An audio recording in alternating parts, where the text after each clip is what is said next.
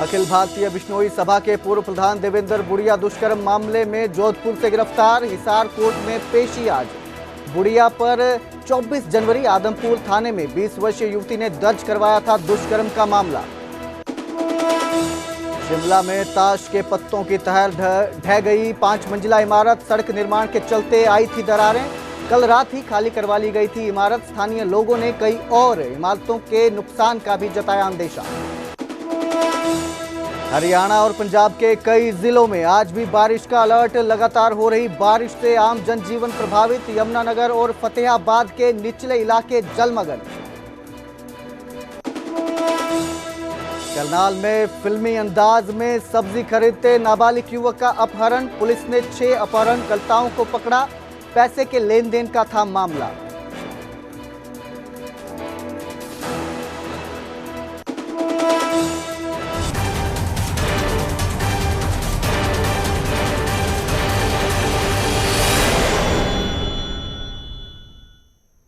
नमस्कार, स्वागत है हरियाणा प्राइम में। मैं आपके साथ कुलदीप भारद्वाज। फतेहाबाद में मॉनसून का जबरदस्त आगाज हुआ। फतेहाबाद सहित जिले के अधिकांश इलाकों में बारिश हो रही है, लेकिन मॉनसून की पहली बारिश ने प्रशासन की तैयारियों की पोल खोल दी है। रतिया में बारिश के बाद सड़कों का बुरा हाल है। नगर पालिका का दफ्तर और सरकारी स्कूल में जल भराव हो गया है। लोगों के घरों में भी पानी घुस गया है। भूना में बरसाती पानी से सड़कें झील में तब्दील हो गई हैं, तो निचले इलाकों में पानी भर गया है।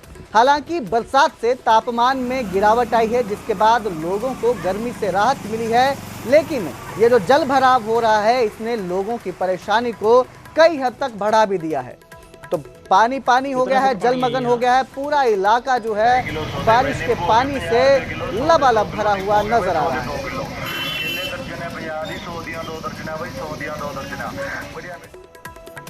हमारी नगर पालिका खुद ही सुरक्षित नहीं है। हमारी नगर पालिका की बेसमेंट लगभग 3 फुट नीचे है, उसमें सारी भरी पड़ी है। आप देख सकते हो तस्वीरों में। आप शहर में जगह जगह आपको 2-3 फुट पानी खड़ा हुआ है सारे शहर में। और नगर पालिका अभी पहली बरसात ही थी जो शहर का इतना बुरा हाल हो चुका है। 3-3 फुट लगभग 2-3 फुट शहर में सभी गलियों में पानी खड़ा है। और अभी जो नगर पालिका बिल बनेंगे, बिल बनते हैं, फर्जी बिल बनते हैं। काम कोई होता नहीं, काम न कर, काम के नाम पर ये भ्रष्टाचार कर रहे हैं नगर पालिका में। जल भराव की जिम्मेवार खुद नगर पालिका है। सारे शहर से टैक्स वसूल करती है, तो जिम्मेवारी नगर पालिका की बनती है, ना कि नागरिकों की। ये जो सफाई इंस्पेक्टर वगैरह जो नगर पालिका के सेक्रेटरी हैं, एमई हैं, जेई हैं, उनकी जिम्मेवारी बनती है कि शहर की सुरक्षा व्यवस्था, जो निकासी का प्रबंध नगर पालिका करे या पब्लिक हेल्थ करे। कोई तो करे, कोई जिम्मेवारी लेने के लिए तैयार ही नहीं है। तो वहीं यमुनानगर में मूसलाधार बारिश से कई कॉलोनियों में बारिश का पानी भर गया। शहर के निचले इलाके जलमग्न हो गए। सड़कों से लेकर गलियों में पानी ही पानी दिखाई दे रहा है। बरसात से लोगों का जीवन अस्त व्यस्त हो चुका है।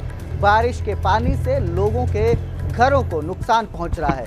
आलम यह है कि सड़कों पर घुटनों तक पानी भर चुका है। कई जगह पर कमर तक पानी है। वाहन डूबे नजर आ रहे हैं।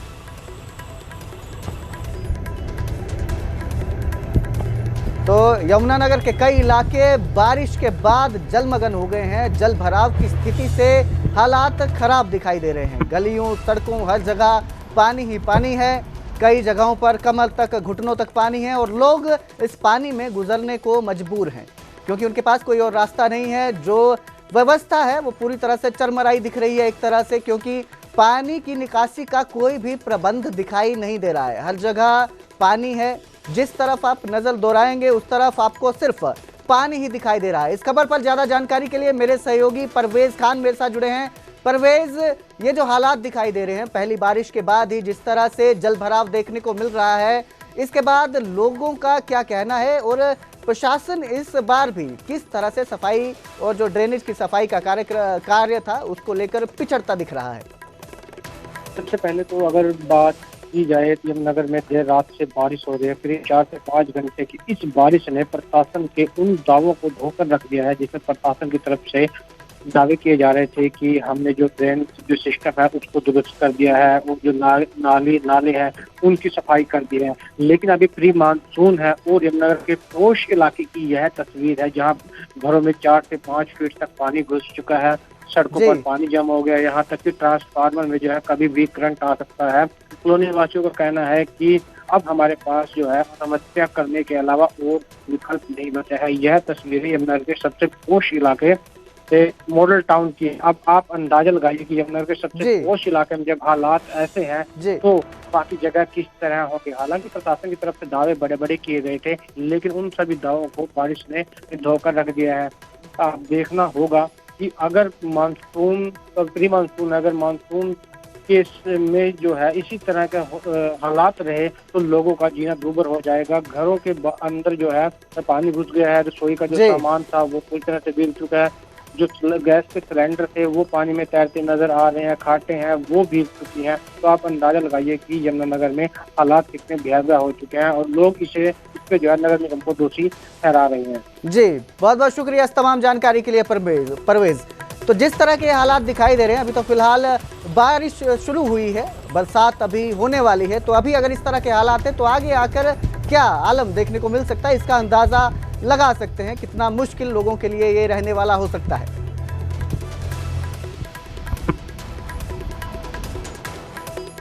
तो उधर कुरुक्षेत्र के शाहबाद में भारी बारिश से फसलों को नुकसान पहुंचा है। लंडी गांव में किसानों पर दोहरी मार पड़ी है। पहले ओलावृष्टि से फसल को नुकसान पहुंचा था और बारिश से कई एकड़ में फसल तबाह हो गई।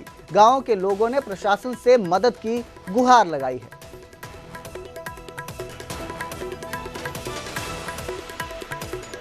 दरअसल क्या है कि राजकुमार नंबरदार के ना यहाँ से पानी की इस ब्लॉक की 9 के 9 एकड़ जो जमीन है, इसकी निकासी नहीं है। बाकी कहीं ना कहीं पानी निकल रहा है, जा रहा है, धीरे धीरे करके जा रहा है, थोड़ा करके जा रहा है। क्या है, बरसाती पानी है, बाढ़ का पानी है? ये बाढ़ का पानी है। बरसात तो कुदरती, हम 55 साल उम्र हो गई है, सब देखते आए हैं। इन खेतों में कभी पानी नहीं आया करता था। लोग इन खेतों में, आज तो सबके घर में टॉयलेट हो गया, कभी जंगल इन खेतों में आया करते थे ऊंचे होने के नाते, लेकिन आज ये पानी का क्या कारण है? बाढ़ का पानी क्यों रुका है? बाढ़ का पानी इस तरह है कि ये नया हाईवे वो दिखाई दे रहा है आपको, पहले स्टेट हाईवे था, वो 152 जी इसका नाम दिया गया है। ये नगला गांव से लेकर राधा स्वामी सत्संग भवन तक, इसमें करीब करीब मेरे ख्याल 2 दर्जन पुलियां होंगी और 2 दर्जन में करीब मेरे को भाई बता रहा जाए, 2 माजरा गांव से वो घूम के आया, वो कह रहा है कि करीब के 20 से ऊपर बंद पड़ी है। कौन सा ये हाईवे है जी, स्टेट हाईवे है, उस पे सारी की सारी पुलियाँ बंद है जी। वहाँ से 1-2 पुली खुली है जी, वहाँ से पानी इधर की तरफ आता है और यहाँ बाढ़ की स्थिति पैदा करता है। तो क्या लगता है कि कितनी पुलियाँ हैं जो बंद पड़ी है? कम से कम 20-22 पुली बंद पड़ी होगी। अगर वो पुली खुल जाए तो? पुली खुल जाती है जी, इधर पानी नहीं आएगा फिर। मेन समस्या है कि यहाँ से एग्जिट चाहिए पानी का, क्योंकि इनका बीच में ही इसी फार्म हाउस के बीच में अपना घर भी है इनका, मतलब फार्म के बीच में, और धान लगा हुआ है, बहुत सारी फसल ख़राब होने लग रही है। और घर में भी पानी, जैसे डंगरों वाले में तो पहले ऑलरेडी घुसा हुआ है, वो पानी का एग्जिट चाहिए बस यहाँ से। पशुओं का चारा भी खराब हो चुका है। कुरुक्षेत्र के शाहबाद में बारिश से मकान की छत गिर गई। हादसे में 62 साल की महिला की मौत हो गई। हादसे में महिला का पति गंभीर रूप से घायल है। हादसे के वक्त दोनों घर में सो रहे थे। छत के मलबे के नीचे दोनों दब गए, जिसके बाद पड़ोसियों ने उन्हें मलबे से बाहर निकाला। महिला ने अस्पताल में दम तोड़ दिया। महिला के पति का अस्पताल में इलाज चल रहा है। मकान की छत कड़ियों पर टिकी थी, जिस पर आसमानी बिजली गिरने की आशंका जताई जा रही है। उधर लेट रहे थे और हादसे में छत गिर गया, ढह गया बुरी तरह, और वो दब गया मलबे के नीचे।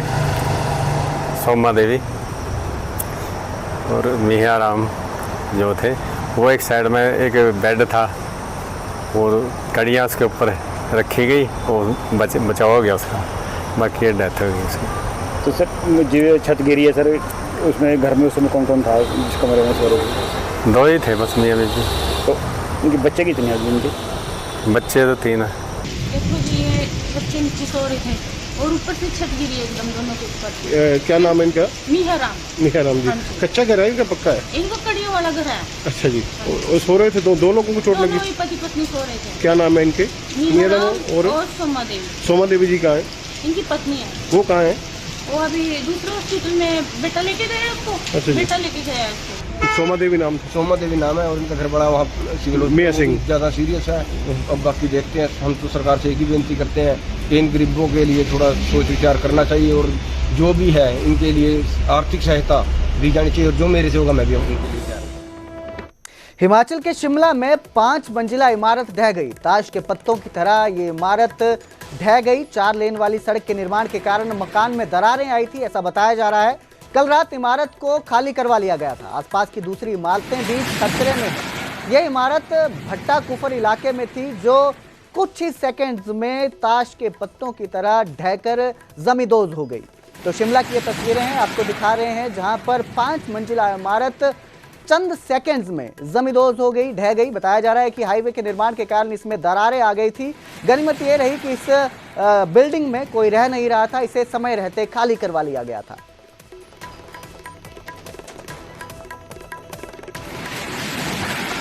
तो वहीं मंडी में, हिमाचल प्रदेश के मंडी में लगातार भारी बारिश हो रही है। भारी बारिश से ब्यास नदी में जलस्तर बढ़ चुका है। मौसम विभाग ने रेड अलर्ट जारी किया है। लोगों से नदियों और झरनों के पास ना जाने की अपील की गई है, क्योंकि नदियां जो हैं इस समय उफान पर हैं और ऐसे में प्रशासन लगातार लोगों से अपील कर रहा है कि जो लोग भी नदी के किनारे रहते हैं वो वहां से दूर हट जाएं, वहां पर ना जाएं। इसके अलावा जो लोग नदी के किनारे जाने से भी लोगों ना जाने के लिए लोगों को कहा है कि कोई भी नदियां उफान पे हैं, इस दौरान नदी के किनारों पर ना जाए, ऐसे में कोई हादसा हो सकता है। तो प्रशासन लगातार लोगों से अपील कर रहा है, सुरक्षित जगह में रहने की अपील कर रहा है। और हिमाचल के मंडी की ये तस्वीरें हैं जहां पर ब्यास नदी उफान पर है।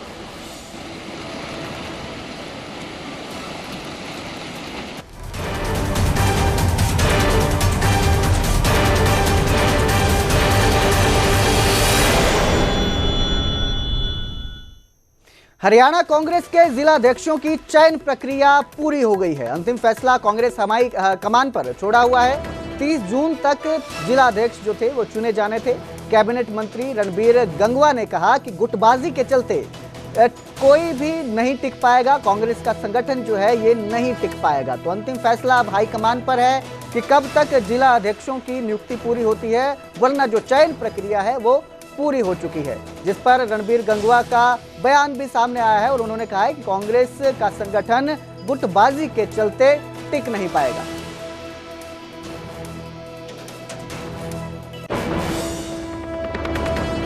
अगर हरियाणा की बात करूं तो अलग अलग गुट है। कोई हुड्डा जी का गुट है, कोई रणदीप जी का गुट है, कोई शैलजा जी का गुट है, और ऐसे गुट है जिनके विचारों में कहीं भी दूर दूर तक कोई समानता नहीं है और इसलिए वो एक दूसरे को खुद ही क्रिटिसाइज करने का काम करते हैं। प्रजातंत्र है, प्रजातंत्र के अंदर ये प्रदेश की जनता का विश्वास खो चुके लोग हैं और प्रजातंत्र में जब विश्वास खो देते हैं उनका निरंतर ग्राफ गिरता है। इसलिए आज वो संगठन बना लें चाहे ना बना लें, वो एक दूसरे को खुद ही निपटाने का काम करते हैं। इस टाइप के लोग हैं, इसलिए वो मैं समझता हूँ कि जनता का विश्वास खो चुके हैं और निरंतर कांग्रेस पार्टी नीचे जा रही है।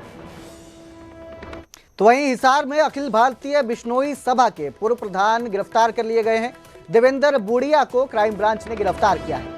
रेप केस में राजस्थान के जोधपुर से उनकी गिरफ्तारी हुई है। 20 साल की युवती ने रेप का मामला दर्ज करवाया था। 24 जनवरी 2025 को आदमपुर थाने में केस दर्ज करवाया गया था।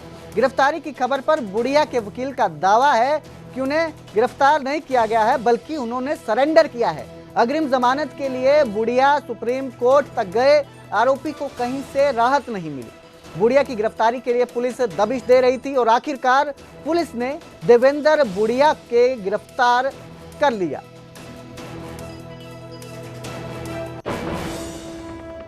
तो उधर करनाल में नाबालिग की किडनैपिंग का मामला सामने आया। पुलिस ने इस मामले में 6 आरोपियों को गिरफ्तार किया है। आरोपियों से पूछताछ की जा रही है। तरावड़ी में नाबालिग की किडनैपिंग हुई थी। सब्जी खरीदते समय नाबालिग का अपहरण किया गया था। फॉर्च्यून सवार युवकों ने अपहरण किया था, किडनैप किया था। पैसों की लेन देन के विवाद में नाबालिग से मारपीट भी हुई थी। पुलिस ने नाबालिग को जो किडनैपर्स हैं उनसे सकुशल छुड़ा लिया है। रविकांत, उसकी किडनैपिंग कर ली गई है। जिस सूचना पर हम मौके पे पहुंचे थे और मौके पे जो चश्मदीद गवाह थे उन्होंने हमें गाड़ी का एक नंबर प्रोवाइड किया था और एक जो किडनैप किया था लड़का उसका मोबाइल नंबर प्रोवाइड किया था। तो उसके बेस पे हमने शहर में नाकाबंदी करवाई, कंट्रोल के थ्रू वीटी करवाई और जो जलमाना चौकी है वहाँ पे नाके पे ये लोग पकड़े गए। तो हरियाणा प्राइम में फिलहाल इतना ही। मुझे दीजिए इजाजत। बाकी खबरों के लिए देखते रहिए न्यूज़ 18 पंजाब हरियाणा।